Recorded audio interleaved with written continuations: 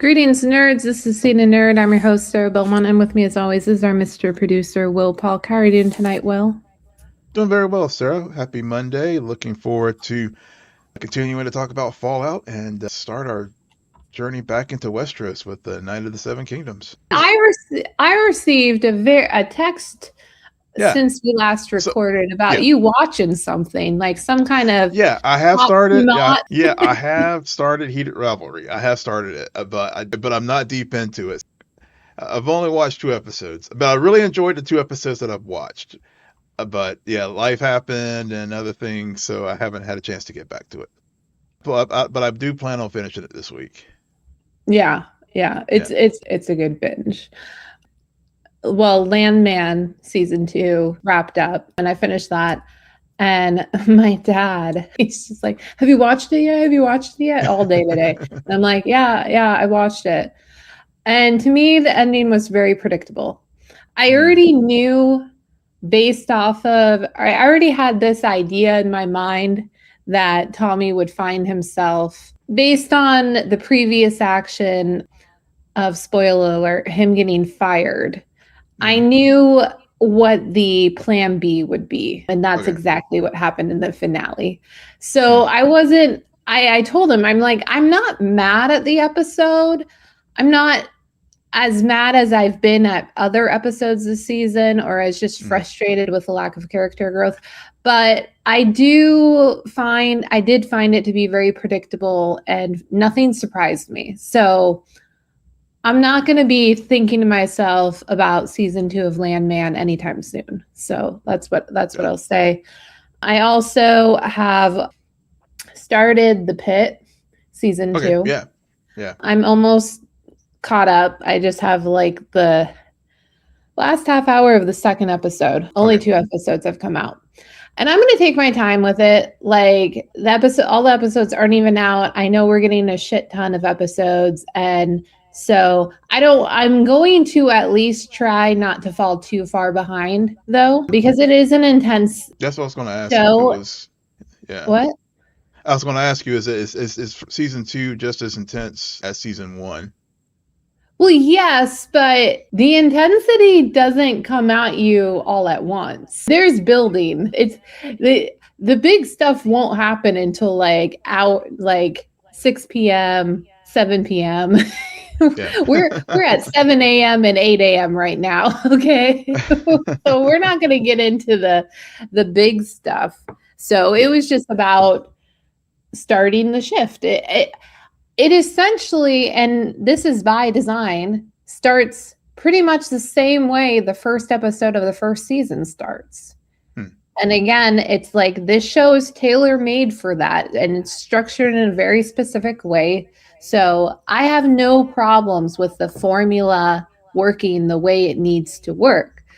My problem with the show has always been just character growth, and I think it's kind of interesting because now at the start you want to know it's been 10 12 months supposedly since the last shift that we've been in. So you as a viewer want to know, okay, well, what has this character been up to, or what's going on with this character, and then also all the new people. But so there's that, and there's also the kickoff of Tell Me Lies season 3. So which I will just say about Tell Me Lies season 3. I got very in depth into that show during season 2. To the point where like I was fortunate because I think I just randomly started season 2, and then I went back while season 2 was still airing and watched and just binged season 1 and got all caught up. I just think that the way they started off season 3, Lucy is becoming way too annoying. And it arguably had one of the most, how do I say this? Because it threw me off, and we watch a lot of shows with a lot of gore, a lot of nudity, a lot of very intense action, right? Yeah. We watch The Boys. I was very uncomfortable during a specific scene, and if you've seen the first 3 episodes, you know what scene I'm talking about. It's a scene between Steven when Steven forces that confession out of, and this show is raunchy. Like, this show is not a PG-13 show. So it's fascinating to me that arguably one of the most, how do I say this, provocative scenes I've seen in this show, if not for at least the last year, comes from just two people talking. It made me that uncomfortable. Now, granted, one of them was talking to a camera, basically telling lies or being coached to finesse the truth to make her look like the worst human being in the world. And it was so uncomfortable to watch. So uncomfortable. I did not like it. Like, a part of me, and this is very fitting for what the whole situation was, is that in a way it felt like she was being I was watching a woman be sexually assaulted. But she wasn't. Like, it was just the way what was happening and the manipulation and the toxicity between these two, that it just made you sick to your stomach about what was going on in that scene. So I will leave it at that. Is that they dropped 3 episodes, 3 of the 8 episodes this season. And up until that moment, I was just like, what are we doing here? And then that happened, and then some other stuff happened in at least the last episode of the 3. And I feel like we're back, and we're gonna go into some very dark and twisted places. Wow. Yeah. Because the 3rd episode did end with a sex scene that I was also just like, wow, thank God I watched Heated Rivalry, because this prepared me for this sex scene. Jeez. Oh my God. Yeah. Well, the only other thing, I guess, as far as what I've been watching, I guess part of the reason why I didn't finish, speaking of Heated Rivalry, that was the premiere of Star Trek Starfleet Academy last week. I did a video with my thoughts about it, so go check it out if you haven't. And but I will just say for our folks here on the main show, really, really did like the 2-episode premiere. I think it's off to a good start. It definitely, there's definitely some familiar beats that you see in Star Trek. But I think as far as like pilots, I think it's probably the strongest. One thing I didn't say in my earlier video review was I think the premiere episode was probably the strongest one of the modern Trek era, which started in 2017 with Star Trek Discovery. And so cast is great. The Holly Hunter and Paul Giamatti delivered just as we would expect they would. And I think the show is a very, very promising one. Of course, it's having a bunch of just shitheads review bombing something that they never even watched for various reasons. They just it's just the same old bullshit that you see from various corners of the internet. But for folks who really have given the show a fair chance, and I was skeptical. I mean, I will freely admit, but because of the way they had marketed the show, I was a little concerned that it was going to be a little bit CW-ish, but it's not. And I really, really, really like it. So definitely go check it out. Looking forward to watching the 3rd episode this week. And at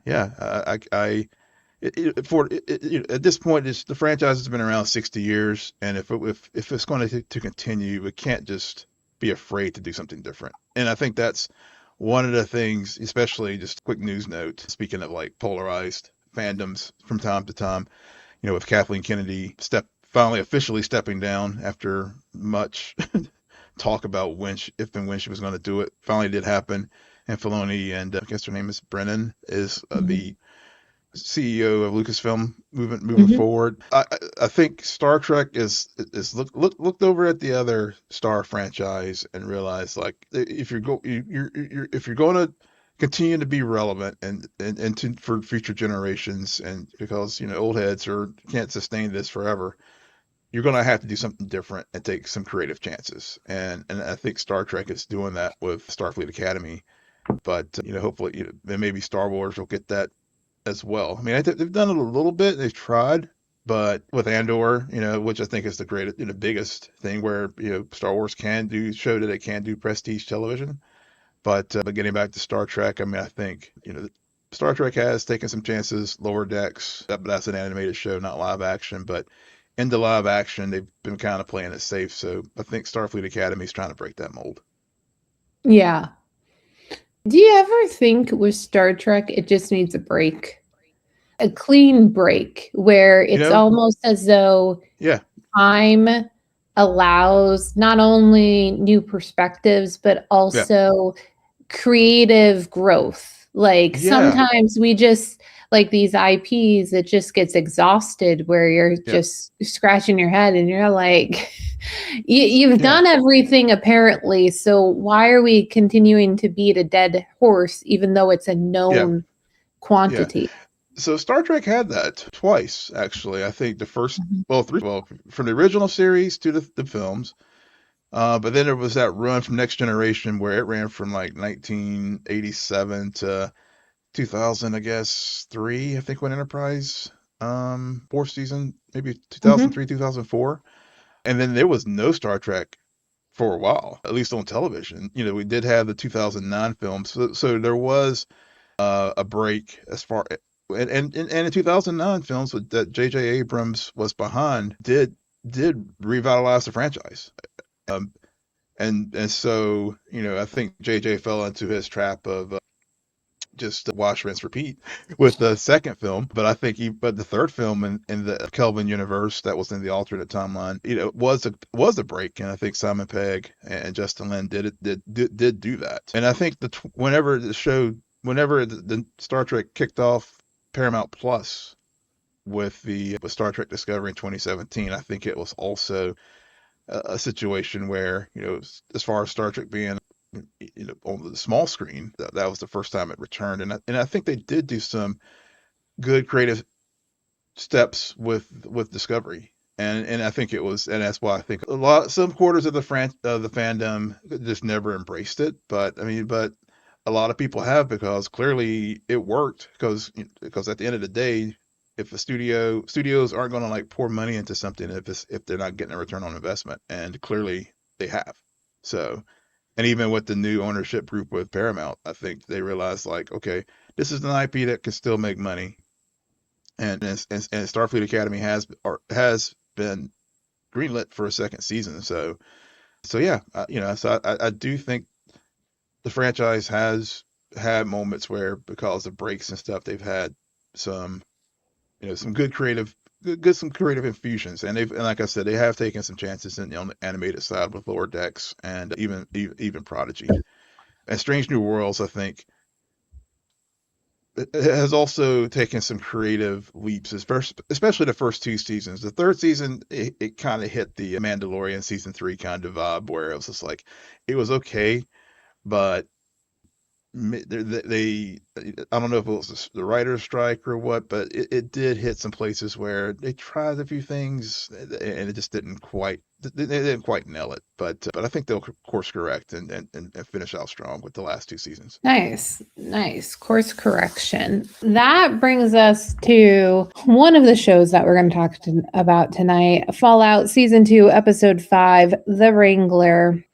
So big chunk of this episode is about Ghoul and Lucy in present day Las Vegas, where they are surrounded by death claws, which are clearly surrounding the management vault that they are trying to break into, because that's where they believe Hank is, along with potentially the Ghoul's family.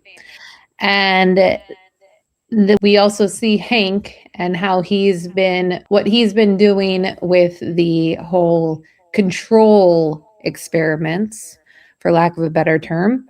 And he's made progress, and to the point where he's sent one of those guys, one of the successes in to basically offer a deal where it's bring his daughter to safety back to her vault, or he'll be forced to let the ghoul's wife and daughter basically out of their slumber and basically pull the plug. So I guess what did you think about everything that was going on in this episode in present day with the Ghoul and Lucy? Yeah. So overall, I really did enjoy this episode. It definitely felt, for me, it felt like we had things happen in a way that, well, I won't say it was far from perfect, but I felt like the plot and the story really moved. We had a good progression in the present day, and also the other thing I really noticed too was whenever this show just really scales it back and just really focuses on just a particular story set of characters instead of trying to like spread it out across all the three, both Lucy, Ghoul, and Maximus, but just sort of pull it back and just like let's just focus on this week Lucy and the Ghoul and a little bit about Norm as well, but really the focus is going to be on the Ghoul and Lucy. It helps. It just feels more cohesive, and so I thought that for me it was probably the episode I liked the best so far this season. For me, Right. yeah. So what did you think about the flashback stuff? Oh, the flashback stuff really. That's when I really got like my attention span really like locked in because we learned more about Mr. Howard Robert. and Mr. House, and basically House to me was like, we've had these moments with House. We got the introduction to him in the first episode of the season where he, was testing out the mind device on the guys at the bar. But really with this episode, when we had that scene between House and Cooper Cooper whenever he was Howard. back in Cooper Howard before he became the Ghoul, is when the show really just like went to the next level because because at that time Cooper was still working with the commie I guess they're communist or separatist or whatever you want to call them against all the industrialists. And of course, earlier in the episode, he whenever they were having the phone call when they went to that, he was like, "Look, I'm not going to kill this man. I'll find out what I need, but you know, I'm not a murderer." But whenever they did have the confrontation, and I love when Cooper was like, "You're the guy from the fucking toilet," because we saw that House had been using a double in all the public appearances and stuff. It really getting to his motivations and how House was just like, kind of, it was kind of like Dr. Evil mustache trolley villain where he was like, I have all these mathematical models and all that. But what it really boiled down to was House really just wants to have control. And the thing that really stood out to me was how House, he was, he mentioned it like twice. He was irked because he just couldn't figure out when Doomsday was going to come and trying to figure out what variable he had missed. Yeah. I think this episode, the strongest part of this episode was the flashback. I fell asleep during everything else. And why the flashback was strong was not necessarily Coop, because again, I feel like a lot of my criticism that I talked about last week, I still feel that way after this episode, where the characters, I'm not seeing too much progression. I'm seeing the same characters that I've met in season one, just little tweaks of different circumstances. So the flashback stood out because this is our first like really true confrontation between House and Howard. Robert House and Cooper Howard. Yeah. And what I thought was interesting was more when Robert brought up the quote unquote other player. This idea that I'm your villain right now, but there's somebody else. And I don't know if it's true or not that Robert House doesn't know who that other person is. But towards the end of it, the conversation, he was basically implying that it's not going to be him who ends this world; it's somebody else. Yeah. And then he then even said it could even be Cooper Howard, but Yeah. which I don't know if was a good writing decision, because we already know where Cooper Howard was when the bomb went off. We see that in the pilot episode. Yeah. So I got kind of confused as to like why he would even throw that out there. But maybe it's also just confirmation that Robert House really doesn't know who's going to push the button. And something that this scene and this exchange really got me thinking about was more from the stance of this story. And I kind of brought this up last week as well, is so season 1, unknowingly, but towards the middle, you kind of figure out your big bad of the season is Hank, essentially. Yeah. Yeah. At least for technically for all of the storylines, because he is the person behind what happened to Maximus and his family. Yep. So he was the villain, but you can't do Hank season 2. So now we've pushed forward Robert House. And so I can just see the end of Robert House by this season, and like Hank still be floating in the background. I think Hank will always be the overall bad guy, like the default villain. But Yeah. I think each season it's just going to be another person, probably all of the people who were around that table talking with Cooper's wife about Doomsday. And then the other thing that bothered me, and I didn't, and obviously it didn't bother me enough because I could have easily done this. Am I mistaken, Will? But in that pilot episode, was Cooper not with his daughter He was during Doomsday? He was. He was. Yeah. That was the thing that with that scene today when I was watching episode 5, I was like, what? Because House had put it out there about his daughter's birthday. And because of the actions that Cooper did, now he's pushed things up a day. So yeah, but my mind, like yours, immediately went to the first episode. I was like, well, wait a minute, now they were at the party and things were, they saw the bombs hit Los Angeles. So See, that definitely. That's not the part that triggered me thinking about it. The part that triggered me thinking about it was during the deal in the present. Because if Cooper was with his daughter on the day that the bombs went out, why is she suddenly with his wife in the management vault? Yeah, that was the other thing too, because we did see the two vaults in the safe area with Hank. So I did think about that too, because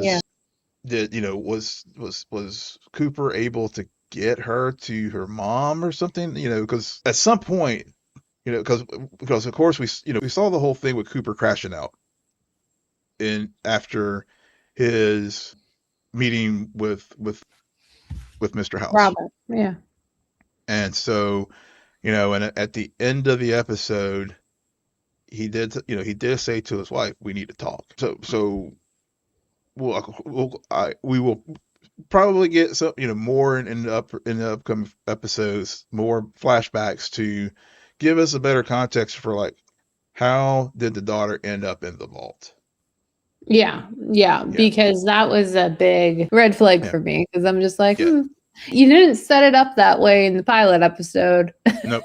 So if we were watching, it was basically implied that the daughter died and he survived somehow. But then again, other than the big explosion, we don't know the bits and pieces of time or logistics. Right. So who knows? But I'm sure they will. They have to fill in the gaps. But will we see it this season or next season? I don't know. Probably next season.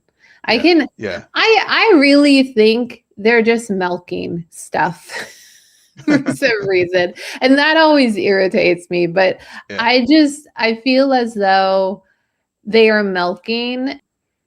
But this world is so big that we don't always have to be following Lucy and the Ghoul. Like you can have their first act, second act, third act, and then be done with their story and move on to somebody else. If not a whole like fly to the other coast. What was going on in New York during this time? So I mean, as mentioned in this episode, vaults were all over the place. And management vaults specifically were all over the place. All over the place. So, and I guess that's the thing. Given that part of the answer to your question is somehow, even though we saw the events in the first episode of the series, is heavily implied that that she did not make it, but then but on the flip side, because the Ghoul has been searching for the two of them for the last for however 200 years or 300 years or however long it's been, she did indeed survive. So like I said, going, not to repeat myself too much, but going back to the end of this episode, when Cooper says to the wife, "We need to talk," we'll get some answers to that. So maybe there was like an emergency vault thing nearby their house, and he was able to get her into, and so just thinking out loud. But I guess we'll just have to be patient, and we'll get there. Yeah. I don't think we're not going to get there. We will. The other thing that happened in this episode that is not the Ghoul Lucy related is Norm the Buds, which I just feel as though we need a whole Norm and the Buds episode at this point, because I think that they could really do some interesting things with these characters. Yeah. And they've kind of hinted at it. Just the idea that they still refer to 200 years previously as yesterday. Well, I started in this company last week. It's just the PTSD that is slowly working its way through these buds who suddenly find themselves. It's an entirely new perspective than that we've had on this world and this time frame. Because before it's always the vault people who are just like, they don't understand what's going on in the surface level because they didn't grow up there. But now you're taking that one step further, and you're introducing the buds who were this whole time haven't necessarily been awake or alive to live in a vault, but find themselves awoken and then immediately thrown into the surface level. And so I think we could really have some interesting stories come out of that. I feel like it's being pushed to the side a little bit, but we're also getting breadcrumbs some things, because we got a breadcrumb as Norm discovers some files and what is called a forced evolutionary virus. So have we heard about this evolutionary virus before in any of the previous episodes, or do you think we've seen the product of the evolutionary virus through its test? I think we've seen the product of it, and I think it was maybe hinted at in an earlier episode, but in either this season, I think it also, if I recall, it may be something from one of the video games. I mean, I haven't played the game, but I did when I was just looking at a summary of this episode. The reviewer had noted that I think this forced evolutionary virus was mentioned in one of the games, and it also mentioned it was hinted at by, I think, the guy who choked the Norm out, or one of those other management vault dwellers, as far as the buds. It had a little glancing something about FEV. So it's been referenced out there, but I didn't personally see it. I just saw it in a review that I was reading about this episode. Right. Right. Yeah. I also really enjoyed, for some reason, the line. I didn't laugh out loud, but I did think this is cute. Puppy the cat. Isn't that fun? I just, it always humors me because it's such a authentic thing Yeah. when you have created in your own mind a hilarious joke and then you Hmm. tell it to someone else and they don't Yeah. immediately react to it. So you either laugh or say, but that is funny, right? Or was Yep. it just funny to me? Yeah. Yeah. That was a good. I like that moment. Like you said, I didn't. I did kind of chuckle. It was more to chuckle to the point what you just said. It was not so much. It was Buffy the cat was funny, but just her. The natural thing that we've all been in conversations where that very thing has happened, which you just Yeah. referenced. Yeah, it's very authentic, Yeah. and Yeah. that's what sometimes I feel is lacking specifically with the Lucy Ghoul Yeah. storyline. But like you said, we definitely are. They definitely within these fast 5 episodes have created a clear trajectory for the season. We have our bad guy. We have our quote unquote mysteries, Yeah. and so now it's like the third part where we got 3 more episodes remaining Yep. of this season. So and I think really why I was like about this episode was my favorite storyline right now is going on is all with the Brotherhood. So I was just like, wow, there's no Maximus in this episode. Interesting. Yeah.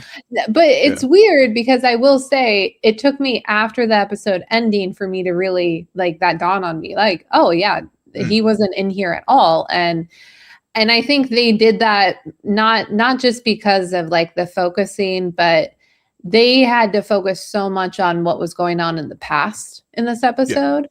We got significantly more flashbacks than we have in previous episodes this season. So Agreed. Agreed. that brings us to our second show of the night and the start of our return to Westeros, a new time in Westeros. It's in between the House of the Dragon and the Game of Thrones, A Night of the Seven Kingdoms, episode 1, The Hedge Knight. On his journey to the forthcoming tournament in Ashford, Dunk meets a clever young boy named Egg who offers to be his squire. Will, what did you think about the pilot episode of this show? To me, it was a very strong start. So I have gotten into the whole Westeros world, and so I did actually go and read the novella that this first season of A Night of the Seven Kingdoms is based on, The Hedge Knight. And so I really thought that it captured the first book, the first novella, really was after the scale and scope of so many things with the Targaryens and all that with the House of the Dragon and Game of Thrones, this is more of a more intimate story about this hedge knight and his journey in the small folk world, being an unencumbered knight. And so I really thought it was a strong start to this show. Really, you know, there were some moments. I think we all know which moment in the first like few minutes of the episode where I was just like, huh. But then I got right back on board, and having read the story, I was like, oh yeah, it really is staying faithful, and not in a way that is like handcuffing the episode, but in a way that was like, oh yeah, now I actually have a deeper appreciation of what they're doing here. So I really did like the start of this episode. I don't know if I was in the right frame of mind to watch this. I don't know why, but hearing your first overall impressions about it, hearing others, having watched a podcast or two or listened to some people talk about the episode today, I just feel like I'm not saying it was bad. I don't think it was bad. It was fine. But I also felt bored and I don't know why. And it's I can't even pinpoint exactly why. I was just not interested in anything that was going on. There were clear conversations happening, and I would just be like, oh my God, I have no idea what they were just talking about. So, but I did get the overall gist of what was going on and who we're being introduced to and everything. So I don't know. A part of me also just wishes there was a second episode because it was 40 minutes. This was the longest episode of the season that we're going to get. I just felt like I needed a little bit more. But then again, I don't know. I'm okay with having shorter episodes. It just we've been inundated with these series starting with the drops of 2-3 episodes that to suddenly start with one, you're just like, oh, well, now I have to wait a week. And it was all setup. It was a lot of setup and start of things. So which kind of has their own formula. So yeah, I think it was fine. I like the actors in the episode, but I also will tell you I wasn't blown away by anything, and I wasn't as I have been about other things in this world. So let me ask you this then. Is it because it was a sort more quieter start then, or just as far as like, because especially coming off of House of the Dragon, and I haven't finished all of Game of Thrones, but I have been working my way through the series, as far as not the books but the TV show. But if I recall, like the very first episode of Game of Thrones, it was, as far as introducing these characters and everything, it was still relatively, quieter story Absolutely. than the spectacle and the Red Wedding and all the big events that everybody, like, associates with the franchise. So was it just, I mean, was the intro of Dunk? Yeah, Well, you know me and you know my yeah, taste and preferences. I love just conversations. I hate yeah. spectacle. Yeah, I do know that. Yes, I do know that. So I don't really know if it was like I agree with you. I It took a while for me to get into the first season of Game of Thrones, Mm, without a doubt. Like, and that's what I was getting at while I was yeah, talking was that like this is the start of something. So yeah, it's slower, it's quieter, it's a lot of exposition, and it's even more quieter. Like that quietness is amplified because for a majority of this episode he's talking to horses, yeah, and which yeah, there's nothing wrong. Like I don't find his character annoying. I think he's mm, really interesting. There was just something about the way this was presented that I was like, okay, cool. Moving on. I'm not attached to anything, but you read the source material too. So you're coming at this from that perspective of like, yeah, you know the full story.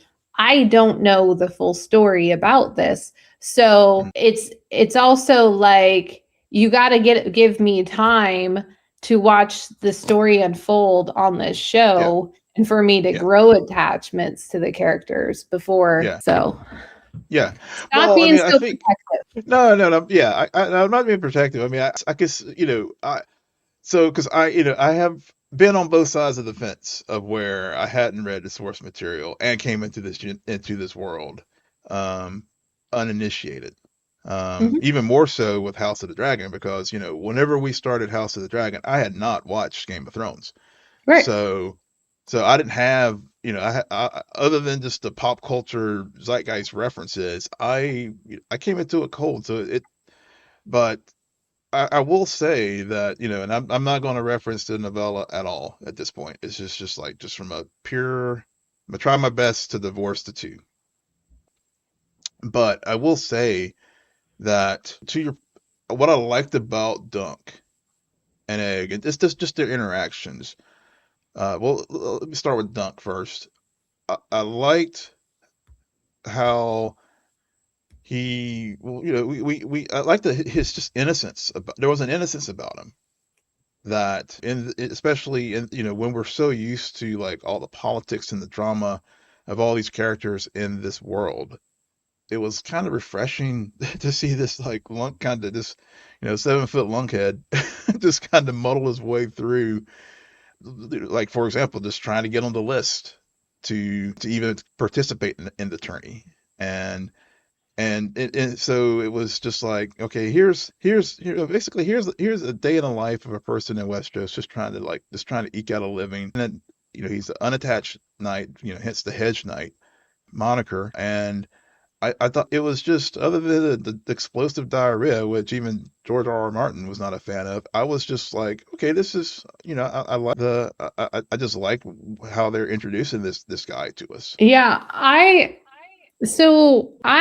do like Dunk, and I was actually messing with the captions during that whole scene. So I have a very unique perspective on it, where Yeah. it was kind of there, but it wasn't there for me at the same time. So like that's not at I don't feel as though that has Yeah. impacted the way I feel about this show, because I do appreciate seeing a day in life of someone in this world.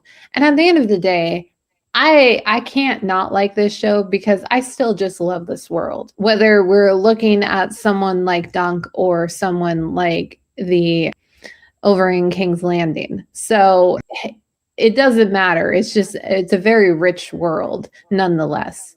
Yeah. And so, to the thing that stuck out to me about Dunk, and where I was locked in for like 5 minutes, was mainly with its conversation with Lionel, because I really appreciate the line, "The seven above gave you tallness, so be tall." Yeah. And I think that's the epitome of what was intended for viewers who aren't aware about this character and who he is like, is this line, because then it, as a viewer, you start to see his tendency not to be tall. Hmm. Like, his greatest attribute is something he's trying to hide away, and you also hear about it and see it firsthand, and how people question what he's doing, and who he is, and why he, like, this idea that he doesn't want to be obtrusive. Yeah. He'd rather be forgotten than be seen. Yeah. At the same token, he needs to be seen in order to get what he wants. So it's I do appreciate that, and that's why I'm like okay with this show. And what I hope happens is by the end of the season, I'm more obsessed with it, and I'm just more like the overall arc. It's just a slow start for me. Yeah. Oh no, It's just yeah, yeah. which And I happens will. more often than you think. I mean, anybody Yeah. who has been listening to us long enough, the number of shows we have started, series we have started, and I have complained about the first episode. The one Yeah. exception of y'all was how much I was obsessed with the pilot episode of Paradise. Yeah. So Yeah, true. We'll be getting to that one here, season 2 soon. But yeah, I agree. I know they expanded just a little bit difference between the book and the show. I mean, they did expand the interactions with Lionel, but I agree with you that was definitely a line that I did appreciate as well, as far as the seven above gave you tallness to be tall. Because I mean, I think that that really, in that, there was like two things going on there. One, it was like telling Dunk to embrace who you are, but also I think it was very reflective of a good introduction to Lionel as well, and and who he is beyond just I guess his lust for life. And we saw that on full display in the scenes there in the pavilion. And so so I thought that was a really really cool introduction to some of our characters. And then and then also just the introduction between Dunk and Egg, whenever not only whenever when they first meet up. And he's just there, he's like seeing this kid and all that. but also later in the episode when Egg is like trying to, when they're having a conversation when Dunk comes back from all the events, and that was a little switch up. He does finally, but agrees to let Egg become a squire, and you just start to see the pairing of this duo, which which was really really cool, and I liked the it seems like Egg is actually more savvier of the two of them, and to help that's going to basically be able to help Dunk navigate this world. Yeah, absolutely. I mean, Yeah. the kid, he wanted to be the squire. He gets left behind, and then he still manages to go and meet up, set up a camp, fish, and basically said, and then I could do this, but you don't have one. I could set up the pillar and like the tents, but we don't have any. So it's kind of like, even though he was rejected by Dunk in that initial meeting, he still knew that at the end of the day, this guy is going to get me out of here and to someplace else.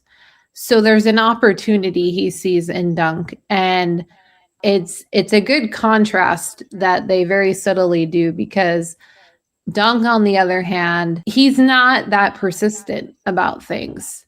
No. So, or at least what I've seen, he is very much like, oh, okay, so you don't remember that happening, or like, so you're not going to help me? Well, then I'm not going to force you. I'm just going to move on. And then meanwhile, Egg would probably already have like 3 other plans of how to manipulate the situation. But it is very nice, because I think that they did a good job of, there's still, and you need this, especially with like a shorter format of a show and only 2 real central characters in a very big world that are filled with a lot of names and a lot of name droppings, and we're gonna get a Targaryen soon enough. But they did a good job of making this clearly Dunk's story. Yeah. But and us really understanding who he is at the end of the day. And then adding in Egg, who wants to be the squire, becomes the squire, but we don't know a lot about him and his history. And granted, he's a young boy, so he doesn't have a whole lot of history either. So, but there's still a mystery is what I'm getting at with him that they can explore. And there's still technically mystery with Dunk, but I feel like the mystery with Dunk not necessarily is where he comes from, but where he's going.